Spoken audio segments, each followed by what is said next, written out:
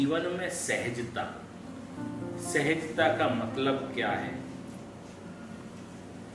सहज का मतलब है कि जिसमें किसी भी तरह के प्रेशर का इस्तेमाल ना हो।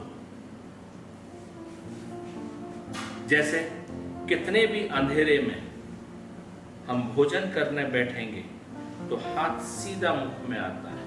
क्या कभी प्रैक्टिस करी, निशाना साधा है इसका? नहीं, लेकिन आदत। खांसी आएगी, क्या कभी हाथ को उठा के लाए या दिमाग पर जोर डाला कि हाथ आना चाहिए, खांसी आ रही है? लेकिन नहीं, अपने आप खांसी के संग में हाथ आ जाए। ये है सहजता, जिसमें किसी भी तरह का प्रेशर नहीं इस्तेमाल हुआ। ऐसी सहज अपनी जीवनी होनी चाहिए, जीवन होना चाहिए, जिसमें किसी भी तरह के कोई भी असर हो रहा है। भाई किसी ने कुछ कहा, बुराई करी, हमारी बुराई इधर से सुनी, अगर रखने लायक है उसमें हम अपने आप को सुधार सकते हैं कि भाई इसने हमें हमारी बुराई नहीं करी, हमें दर्पण दिखाया है, शीशा दिखाया है, जिससे कि हम अपने अंदर वो चीज सुधारें। अगर उसने वास्तव में बिना बात के कोई बुराई करी है तो इधर से निकाल दो। मन में रखेगा या बुद्धि में रखेगा तो वही सोच बनी रहेगी, और वो सोच बनी रहेगी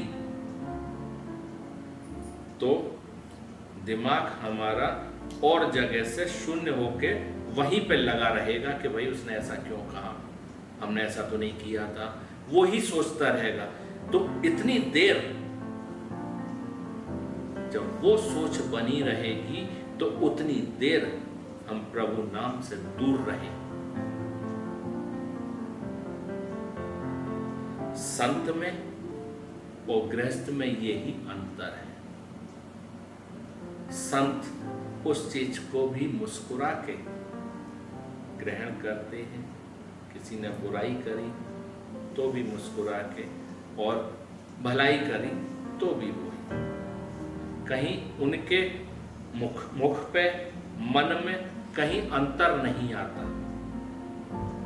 जैसा मुस्कुराता हुआ चेहरा बुराई सुनते समय है, वही मुस्कुराता हुआ चेहरा बड़ाई सुनते हुए है। अभी गृहस्थ में यही है, लेकिन बहुत से लोग गृहस्थ में रहते हुए भी संत के समान हैं। उनके संग में वही है जो उस संत के संग में है। केवल कपड़े बदलने से संत नहीं होते, संत मन से होते हैं। जब मन में प्रभु विराजमान रहेंगे तो हम संत हैं। 24 घंटे में अगर 10 मिनट वो हमारे मन में विराजमान है तो वो 10 मिनट के लिए हम संत हैं। इधर उधर की चर्चा होगी तो हम संत नहीं हैं। तो गृहस्थ में रहते हुए भी संत के समान हमें रहना है। तो इसके लिए सहजता अपने अंदर लानी है। सहज, बिना किसी प्रेशर के हम अपने अंदर ये चीजें लेके आए, ये आदत में आ जाए हमारी कि हमने सुना था ऐसा होना चाहिए तब हम ऐसा करें, ऐसा नहीं। आदत में आ जाए ये चीज हमारी। किसी ने कुछ कहा, मुस्कुरा दिए, और अगर मन में रखेंगे तो वही सोच हमारी चलती रहेगी।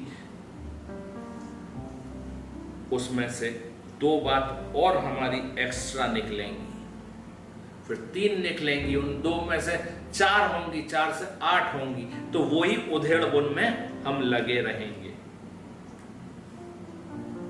इसलिए इधर से सुने और इधर से निकालें, अपने अंदर सहजता लेके आए। ये सबसे बढ़िया चीज है। और यहाँ तक हमारे यहाँ तो सुधन बोधनी में कह रहे हैं, जब लग सहज न बदलई तहा न फुरे भाव। जब तक अपने अंदर सहज में बदलाव नहीं लाएंगे, भाव प्रस्फुटित नहीं होंगे। भाव अगर प्रस्फुटित नहीं होते हैं तो फिर वो मनुष्य नहीं है।